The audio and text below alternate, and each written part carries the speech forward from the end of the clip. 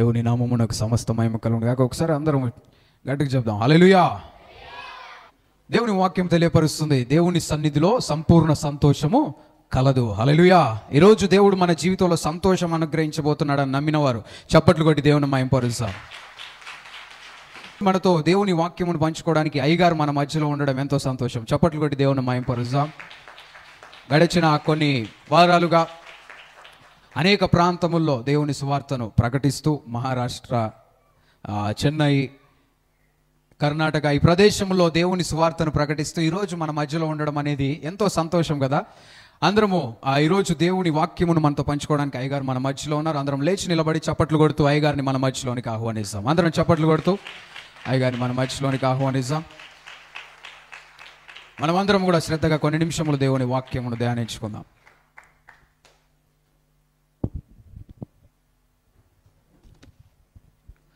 దయచేసి అందరు కూర్చోండి. దేవునికి స్తోత్రం. హల్లెలూయా. క్రీస్తునందు ప్రియమైన దేవుని బిడ్డలారా, గత 2 నెలలుగా అనేక ప్రాంతాల్లో రెండో రాకడ వర్తమానాలు అందిస్తూ ఈరోజు మీతో కలిసి దేవుని మహిమపరచడానికి దేవుడిచ్చిన గొప్ప భాగ్యాన్ని బట్టి ఆ దేవాతి దేవునికి నా హృదయపూర్వకమైనటువంటి వందనాలు చెల్లిస్తున్నాను. దేవుడు నాకు అప్పచెప్పినటువంటి పనిని నేను కొనసాగిస్తూ అనేక ప్రాంతాలు వెళ్తూ ఉన్నాను. మన ప్రధాన అంశం ఏంటంటే, ఈ ప్రపంచ భవిష్యత్తులో యుగాంతం ఎప్పుడో అనే అంశాన్ని దేవుని వాక్యపు వెలుగులో పరిశుద్ధాత్మ సహాయంతో ధ్యానం చేస్తూ ఉన్నాం. దానిలో ప్రభు అయిన యేసుక్రీస్తుల వారి రెండవ రాకడను గూర్చినటువంటి వర్తమానాలు అందిస్తూ అనేక ప్రాంతాలకు వెళ్తూ ఉన్నాను. ఈ సమయంలో మనం అందరం తలలు వంచినట్లయితే చిన్న ప్రార్థన చేసుకొని దేవుని వాక్యములోనికి మనం వెళ్దాం. పరిశుద్ధుడవైన మా తండ్రి, ప్రేమపూర్ణుడవైన మా రక్షక, మీ పాదములకు స్తుతులు స్తోత్రములు వందనాలు చెల్లించుకొనుచున్నాం. మా ప్రభువా, మీరు గొప్ప దేవుడు, శక్తి కలిగిన దేవుడు, నమ్మదగిన దేవుడు, పరిశుద్ధుడైన దేవుడై ఉన్నారు. మిమ్మల్ని నమ్మినటువంటి వారిని విడువక ఎడబాయక కునుకక నిద్రపోక కాపాడే దేవుడై ఉన్నారు. మీకే మహిమ ఘనత ప్రభావం ఆరోపిస్తూ ఉన్నాం. మా ప్రభువా, ఈ ప్రపంచ భవిష్యత్తులో యుగాంతము ఎప్పుడు వచ్చును అనే సుదీర్ఘమైనటువంటి అంశంలో మీ యొక్క రెండో రాకడను గూర్చినటువంటి వర్తమానాలు అందిస్తూ ఉండగా మీ పరిశుద్ధాత్మ శక్తితో నన్ను నింపండి, మీ ఆత్మతో నన్ను నింపండి. నన్ను మీ బూరగా వాడుకొని మహిమ పొందమని అడుగుచున్నాం. మీరే మాతో మాట్లాడమని అడుగుచున్నాం. మీరు మాట్లాడుచుండగా మీ మెల్లనైన స్వరము మేమందరం తేటగా స్పష్టముగా వినుటకు, గ్రహించుటకు, అనుసరించి నడుచుకుంటకు మీ పరిశుద్ధాత్మ ఆదరణ మాకందరికీ దయచేయమని మా ప్రభును మీ ప్రియకుమారుడైన యేసుక్రీస్తు అతి ప్రశస్తమైన అతి పరిశుద్ధమైన నామంలో ప్రార్థించి బ్రతిమలాడి అడిగి వేడుకొనుచున్నాము తండ్రి, ఆమేన్. క్రీస్తునందు ప్రియమైన దేవుని బిడ్డలారా, ఈరోజు మనం ధ్యానం చేయబోయేటటువంటి అంశము బహిరంగ రాకడా. బహిరంగ రాకడా అనే అంశాన్ని దేవుని వాక్యపు వెలుగులో పరిశుద్ధాత్మ సహాయముతో మనము ధ్యానం చేయబోతూ ఉన్నాం. ప్రభు అయిన యేసుక్రీస్తుల వారి రెండో రాకడలో 2 దశలు ఉన్నట్లుగా మనం చూస్తూ ఉన్నాం.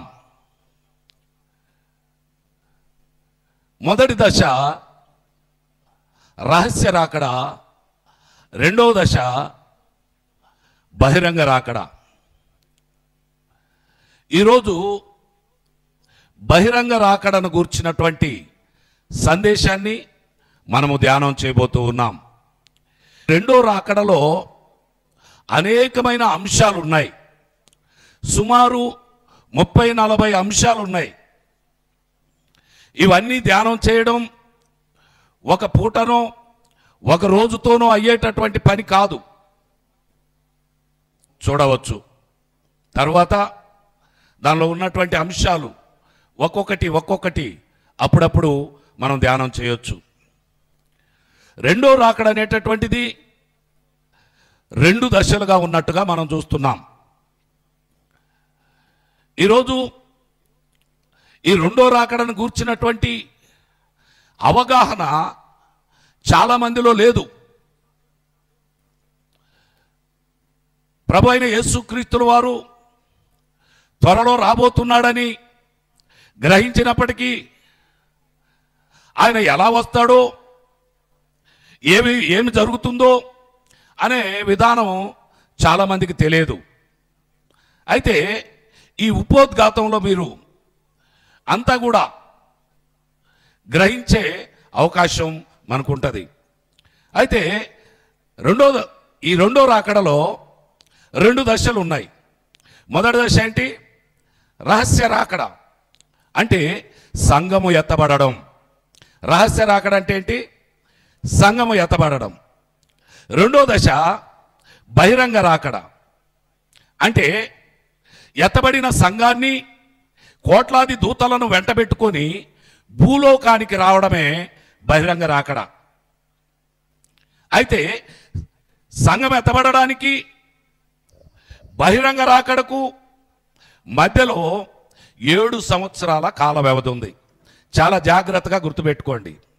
రహస్య రాకడ అందరికీ తెలవదు. అది రహస్యంగా ఉన్నది కనుక రహస్య రాకడ అని దాన్ని అంటూ ఉన్నాం. అంటే ఈ రహస్య రాకడలో ఆర్భాటముతోనూ, ప్రధాన దూత శబ్దముతోనూ, దేవుని బోరతోనూ ప్రభు అయిన యేసుక్రీస్తుల వారు పరలోకము నుండి దిగి మధ్యాకాశంలోనికి వచ్చి దేవుని బోర బూవరి ఊదినప్పుడు కనురెప్ప పాటులో ఈ మట్టి శరీరం మహిమ శరీరంగా మార్చబడి మధ్యాకాశంలోనికి ఎగిరిపోతాం. ఇది రహస్య రాకడ. ఈ రహస్య రాకడలో ఈ బోర ఎవరికి వినబడుతుందంటే, ఎవరైతే సిద్ధపడి ఉంటారో, ఎవరైతే ఎత్తబడే సంఘంలో ఉంటారో వారికి మాత్రమే ఈ బోర వినబడుతుంది. అందరికీ వినబడదు. అందరూ ఎత్తబడరు.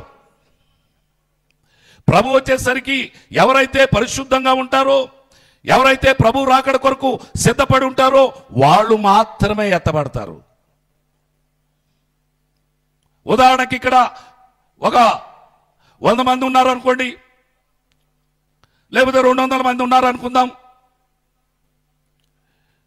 ప్రభు అయిన యేసుక్రీస్తుల వారు మధ్యాకాశంలోనికి వచ్చి దేవుని బోర బువ్వని ఊదినప్పుడు ఇక్కడ ఎవరైతే పరిశుద్ధులుగా ఉంటారో, ఎవరైతే సిద్ధపడి ఉంటారో వాళ్ళు మాత్రమే ఎత్తబడతారు. కనురెప్ప పాటులో మీరు అటు తిరిగి ఇటు చూసే లోపల మీ పక్కన ఉన్న వాళ్ళు ఉండరు, లేకపోతే మనం ఉండం, పక్కన వాళ్ళు ఉండొచ్చు. ఎవరైతే సిద్ధపడరో వాళ్ళు విడవబడతారు, ఎవరైతే సిద్ధపడతారో వాళ్ళు ఎత్తబడతారు. ఇది మొదటి రాకడ. అయితే మొదటి దశకు రెండో దశకు మధ్యలో 7 సంవత్సరాల కాల వ్యవధి ఉంది. రహస్య రాకడకు బహిరంగ రాకడకు మధ్యలో ఎన్ని సంవత్సరాల కాల వ్యవధి ఉంది? 7 సంవత్సరాల కాల వ్యవధి ఉంది. ఈ 7 సంవత్సరాల్లో ఎత్తబడినటువంటి సంఘం మధ్యాకాశంలో ప్రభుతో కూడా సంతోషిస్తుంది. ఎత్తబడినటువంటి సంఘం మధ్యాకాశంలో విశ్రాంతిలో ఉంటుంది. ఎత్తబడినటువంటి సంఘం మధ్యాకాశంలో బహుమతులు తీసుకుంటుంది. ఎత్తకాశంలో పదవులు తీసుకుంటుంది. ఎత్తబడినటువంటి సంఘం మధ్యాకాశంలో జీతాలు తీసుకుంటుంటుంది. ఎత్తబడినటువంటి సంఘము ఆ వివాహ మహోత్సవంలో ప్రేమ విందులో పాల్పొందుతూ ఉంది. 7 సంవత్సరాలు ఎత్తబడినటువంటి సంఘము ఈ రీతిగా ప్రభువుతో ఆనందిస్తూ ఉంటే, విడవబడినటువంటి సంఘము 7 ఏండ్ల శ్రమలు అనుభవిస్తూ ఉంటారు. 7 ఏండ్లు శ్రమల కాలంలో వాళ్ళు ఉంటారు. భయంకరమైనటువంటి శ్రమలు, తట్టుకోలేని శ్రమల్లో విడవబడినటువంటి వారు భూలోకంలోనే ఉంటారు. ఎత్తబడినటువంటి వారు మధ్యాకాశంలోకి వెళ్ళిపోతారు. విడవబడినటువంటి వారు భూలోకంలోనే ఉంటారు. భయంకరమైనటువంటి శ్రమలు అనుభవిస్తూ ఉంటారు. 3.5 సంవత్సరాలు మామూలు శ్రమలు, 3.5 సంవత్సరాలు మహాశ్రమలు అనుభవిస్తూ ఉంటారు. ఈ రీతిగా 7 ఏండ్ల శ్రమల కాలం ఎప్పుడైతే పూర్తవుతుందో, వెంటనే ప్రభు అయిన యేసుక్రీస్తుల వారు ఎత్తబడిన సంఘాన్ని, కోట్లాది దూతలను వెంట పెట్టుకొని భూలోకానికి వస్తాడు. దానినే బహిరంగ రాకడా అని చెప్పి అంటా ఉన్నాం. అయితే ఈరోజు మనం ధ్యానం చేయబోయేటటువంటి అంశం ఏంటంటే బహిరంగ రాకడా. ఇక్కడ నుండి జాగ్రత్తగా వినండి. ఈ బహిరంగ రాకడలో ప్రభు అయిన యేసుక్రీస్తుల వారు ఎత్తబడిన సంఘాన్ని, కోట్లాది దూతలను వెంట పెట్టుకొని ఆయన ఈ భూలోకానికి వస్తాడు. దానినే బహిరంగ రాకడా అని మనం అంటా ఉన్నాం. ఈ భూలోకానికి వచ్చినప్పుడు ఆయన పాదాలు ఒలివ కొండ మీద ఆయన పాదాలు మోపుతాడు. ఇది అనుకోకుండా జరిగినటువంటి సన్నివేశం కాదు. ఇది ప్రవక్త అయినటువంటి జకర్యా ప్రవచించినటువంటి ప్రవచనం. చూడండి, జకర్యా గ్రంథం 14వ అధ్యాయం 4వ వచనం చూడండి. జకర్యా గ్రంథం 14వ అధ్యాయం 4వ వచనం. ఆ దినమున యెరూషలేము ఎదుట తూర్పు తట్టుననున్న ఒలివ కొండ మీద ఆయన పాదములుంచగా, ఒలివ కొండ తూర్పు తట్టునకును పడమ తట్టునకును నడిమికి విడిపోయి, సగం కొండ ఉత్తరపు తట్టునకును, సగం కొండ దక్షిణపు తట్టునకును జరుగును. గనుక లోయ ఒకటి ఏర్పడును. దేవుని స్తోత్రం, హల్లెలూయా. ప్రభు అయిన యేసుక్రీస్తుల వారు సంఘాన్ని, దేవదూతలను వెంటబెట్టుకొని ఒలీవ కొండ మీద ఆయన పాదాలు మోపుతాడు. ఆయన పాదాలు ఎప్పుడైతే మోపుతాడో కొండ 2గా విడిపోతుంది. ఇది ఆయన ఒలీవ కొండ మీదకి రావడం అనేటటువంటిది దేవుని దూతలు కూడా ఇంతకుముందు చెప్పినట్టుగా మనం చూస్తూ ఉన్నాం. ప్రభు అయిన యేసుక్రీస్తుల వారు ఈ లోకంలో ఉన్నప్పుడు ఆయన మరణించి చనిపోయి తిరిగి లేచిన తరువాత ఆయన ఆరోహణం అయిపోయేటప్పుడు అదే కొండ మీద ఉండి ఆ గలిలయ మనుషులందరూ కూడా ఆకాశం వైపు చూస్తూ ఉంటారు. చూడండి, అపోస్తల కార్యం 1వ అధ్యాయం 11వ వచనం. గలిలయ మనుషులారా, మీరెందుకు నిలిచి ఆకాశం వైపు చూస్తున్నారు? మీ యొద్ద నుండి పరలోకమునకు చేర్చుకోబడిన ఈ యేసే ఏ రీతిగా పరలోకమునకు వెళ్ళుట మీరు చూచితిరో ఆ రీతిగానే ఆయన తిరిగి వచ్చునని వారితో చెప్పిరి. 12వ వచనం. అప్పుడు వారు ఒలీవల వనమనబడిన కొండ నుండి యెరూషలేమునకు తిరిగి వెళ్ళారు. దేవుని స్తోత్రం, హల్లెలూయా. ఒలీవ కొండ మీద నుండే ఆయన ఆరోహణం అయ్యాడు. మళ్ళా ఎక్కడికి తిరిగి వస్తాడు? ఒలీవ కొండ మీదకే ఆయన తిరిగి వస్తాడు.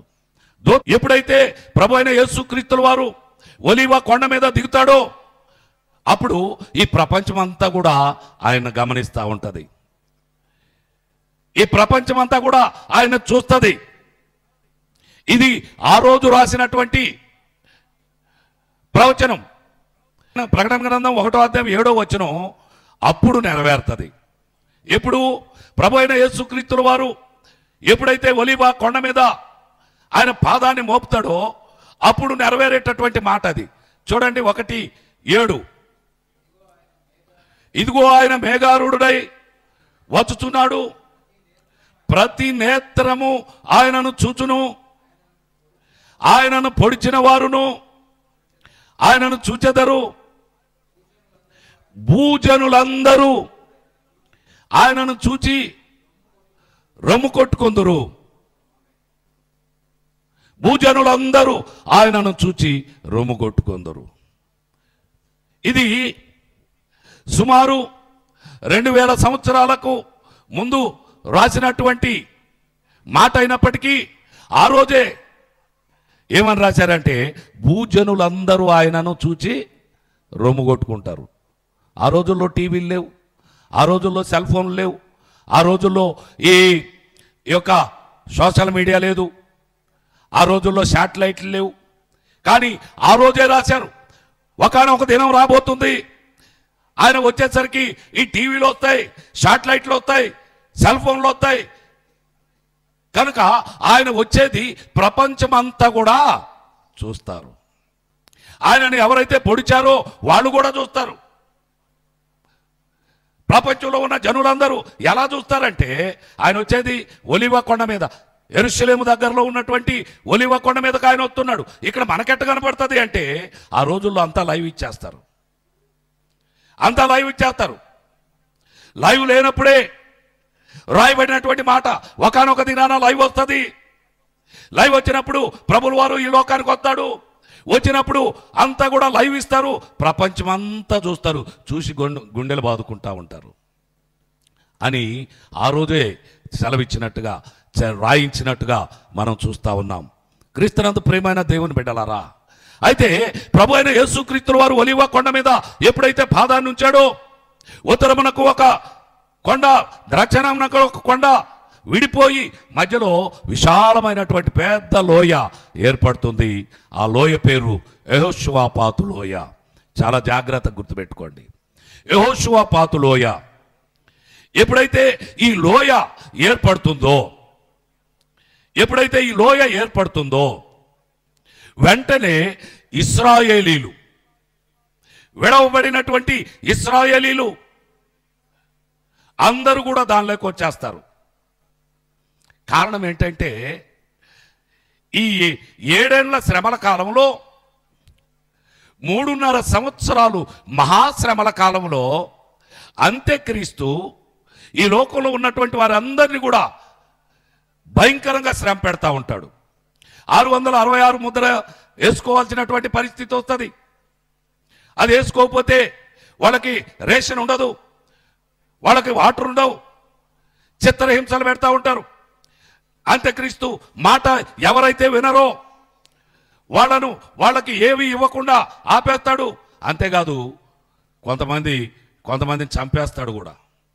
అంత్యక్రీస్తు చిత్రహింసలు పెట్టి చంపేస్తాడు. వాస్తవానికి ఇశ్రాయేలీలు ఎవరంటే దేవుని బిడ్డలు. యేసు ప్రభుల వారు ఎక్కడ పుట్టాడు? ఇజ్రాయెల్ దేశంలో పుట్టాడు. యూదుల మధ్యలోనే ఆయన పెరిగాడు, వారితోనే ఉన్నాడు. వారే సిలువేసి చంపేశారు. ఈరోజు కూడా ఇశ్రాయేలీలు యేసు ప్రభుని నమ్మలేదు. ఈరోజు కూడా యేసు ప్రభుని ఇశ్రాయేలీలు చాలామంది నమ్మలేదు. ఏదో కొంతమంది నమ్మారు, కానీ చాలామంది ఇశ్రాయేలీలు ఈరోజు కూడా నమ్మలేదు. రేపు సంఘం ఎత్తబడిన తర్వాత విడవబడేటటువంటి గుంపులో ఇశ్రాయేలీలు కూడా ఉంటారు. అయితే ఎప్పుడైతే సంఘం ఎత్తబడుతుందో ఆకాశం నుండి 2 సాక్షులను దేవుడు పంపిస్తాడు. ఆ 2 సాక్షులు వచ్చి ఈ భూలోకంలో ఉన్న వారికి మళ్ళా తెలియజేస్తారు, మీరు ఇంకా ఇక్కడనే ఉన్నారు, సంఘం ఎత్తబడింది, మీరు విడవబడ్డారు, మీకు అనేక శ్రమలు కలుగుతాయి, ఎప్పటికైనా ప్రభు నమ్ముకోండి అని 2 సాక్షులు వచ్చి బోధించినప్పుడు ఇశ్రాయేలీలకు ప్రత్యేకంగా బోధిస్తారు. మీకు మీరే మీ దగ్గర పుట్టినటువంటి, మీలో పుట్టినటువంటి ఆయన్ని మీరే సిలువ వేశారు. ఆయన వచ్చాడు, సంఘాన్ని తీసుకొని వెళ్ళిపోయాడు, మీరంతా విడవబడ్డారు, ఎప్పటికైనా తెలుసుకోండి అని చెప్పినప్పుడు ఇశ్రాయేలీలు రక్షణ పొందుతారు. రక్షణ పొందినటువంటి వారిని గురించి అంత్యక్రీస్తు తెలుసుకొని అనేక మందిని చంపేస్తాడు. వాళ్ళకేమి ఇవ్వడు. వాళ్ళని చిత్రహింసలు పెడుతుంటే అంత్యక్రీస్తు బాధ తట్టుకోలేక ఇశ్రాయేలీలందరూ కూడా అరణ్యంలోకి వెళ్ళిపోతారు. అక్కడ కొంతమంది వారికి సహాయం చేస్తూ ఉంటారు. దేవుని స్తోత్రం చెప్పండి. అక్కడ అరణ్యంలో కొంతమంది అన్యులు ఇశ్రాయేలీలకు తినడానికి తిండి అయితేంది, తాగడానికి నీళ్ళు అయితేంది, బాగలేకపోతే దర్శించడం, ఇలాంటివన్నీ కూడా అక్కడ చేస్తూ ఉంటారు. వాళ్ళు చేస్తుంటే వాళ్ళు అరణ్యంలో ఉండి కూడా క్షేమంగానే ఉంటారు ఇశ్రాయేలీలు. అయితే ఈ అంత్యక్రీస్తుకి కడుపులో మండి, ఇదిగో వాళ్ళని చంపేద్దాం అనుకుంటే అరణ్యానికి పోయారు. అరణ్యానికి పోయి కూడా వాళ్ళు మంచిగానే ఉన్నారు. వాళ్ళని ఎలాగైనా చంపేయాలని గొప్ప సైన్యాన్ని వెంట పెట్టుకొని అరణ్యంలోకి ఇశ్రాయేలీల మీదకి యుద్ధాన్ని ప్రకటిస్తాడు. అరణ్యంలో యుద్ధాన్ని ప్రకటించిన తరువాత అరణ్యంలో నుండి ఇశ్రాయేలీలు అరణ్యంలో నుండి కూడా పారిపోతారు. ఎక్కడికి పోవాలో తెలవదు, పారిపోతారు. ఎందుకంటే అంత్యక్రీస్తు వాళ్ళని చంపేస్తానికి అనేక మంది సైన్యాన్ని వెంట పెట్టుకొని అరణ్యంలోకి వచ్చేసాడు. అరణ్యంలో మోహరించాడు. వాళ్ళకు భయపడి ఇశ్రాయేలీలు పరిగెత్తుతూ వెళ్తున్న సమయంలోనే ప్రభు అయిన యేసుక్రీస్తు వారు ఒలీవ కొండ మీద తన పాదాన్ని పెట్టడం, ఆ కొండ రెండుగా చీలి మధ్యలో పెద్ద లోయ, యెహోషువపాతు లోయ ఏర్పడడం జరిగింది. ఈ ఇశ్రాయేలీలందరూ ఏం చేస్తారంటే ఆ లోయలోకి వచ్చేస్తారు. ఆ లోయలోకి వచ్చి వాళ్ళు దాక్కుంటారు. అప్పుడు ఈ క్రీస్తు విరోధి అయినటువంటి అంత్యక్రీస్తు వాళ్ళను వెతుక్కుంటూ వస్తూ ఉంటాడు. ఆ అరణ్యం అంతా చూసినా కనపడలేదు. ఆ అరణ్యంలోనే ఒక భాగంగా ఈ కొండ కూడా ఉంది. అటు వెతుక్కుంటూ వచ్చేసరికి ఇశ్రాయేలీలు కనపడారు. కానీ అక్కడ ఒలీవ కొండ మీద సంఘాన్ని వెంటబెట్టుకొని ప్రభు అయిన యేసుక్రీస్తుల వారు కనిపిస్తారు. ఎప్పుడైతే ప్రభు అయిన యేసుక్రీస్తుల వారు కనిపిస్తారో ఇంకా అంత్యక్రీస్తుకి ఎక్కడ లేని కోపం వచ్చేస్తుంది, ఉగ్ర రూపం వచ్చేస్తుంది. వెంటనే ఇశ్రాయేలీలను పక్కన పెట్టేసి యేసుక్రీస్తు మీద యుద్ధాన్ని ప్రకటిస్తాడు. అక్కడ వాళ్ళ సైన్యానంతటినీ అక్కడ మోహరింపజేస్తాడు. ఆ మోహరింపబడినటువంటి ఆ స్థలం పేరే హర్మగిద్దోన్ అనేటటువంటి స్థలం. హర్మగిద్దోన్ అనేటటువంటి స్థలంలో తన సైన్యానంతటినీ మోహరింపజేస్తాడు. మోహరింపజేసి ప్రభు అయిన యేసుక్రీస్తుల మీదకి యుద్ధాన్ని ప్రకటిస్తాడు. ఎప్పుడైతే యుద్ధాన్ని ప్రకటించి ఆ సైన్యం అంతటిని యేసు ప్రభు మీదకి పురికొల్పుతాడో వెంటనే ప్రభు అయిన యేసుక్రీస్తు నోటిలో నుండి వచ్చేటటువంటి బలమైనటువంటి ఖడ్గంతో, బలమైనటువంటి అగ్నితోటి వాళ్ళందరినీ దహించి వేస్తాడు. యేసయ్య నోట్లో నుండి వచ్చే అగ్నితోటి అక్కడ వచ్చినటువంటి సైన్యాధిపతులను, అక్కడ వచ్చినటువంటి సైన్యాన్నంతటినీ, అంతేకాదు అక్కడ చూడడానికి వచ్చినటువంటి వారిని, చూసి సంతోషించాలని వచ్చినటువంటి వారిని, అక్కడ ఉన్నటువంటి అందరినీ కూడా కాల్చివేస్తాడు. అందరూ సమూలంగా చనిపోతారు. అప్పుడే ఆకాశములో నుండి ఒక దేవదూత పెద్దగా కేక వేస్తూ ఎగురుతూ ఆకాశ పక్షులను పిలిచినట్టుగా మనం చూస్తా ఉన్నాం. చూద్దాం, ఆ వచనాన్ని చూద్దాం. దయచేసి చూడండి, 19వ అధ్యాయం ప్రకటన గ్రంథం 19వ అధ్యాయం 17వ వచనం. ప్రకటన గ్రంథం 19వ అధ్యాయం 17వ వచనం. మరియు ఒక దూత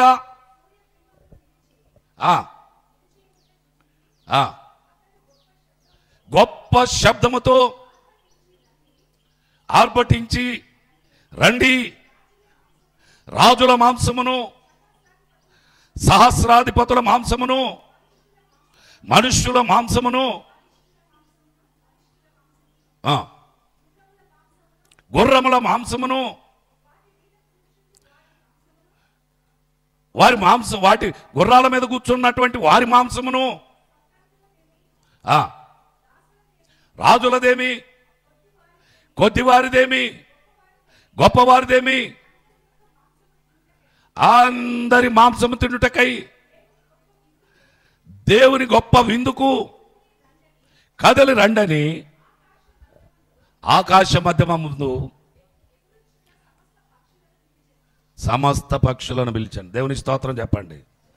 హల్లెలూయా, హల్లెలూయా.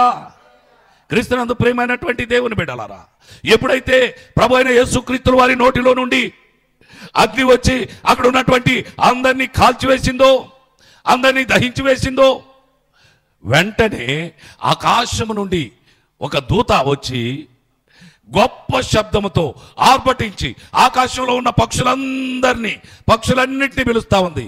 రండి, మీ కొరకు గొప్ప విందు దేవుడు ఏర్పాటు చేశాడు, గొప్ప విందు ఏర్పాటు చేశాడు.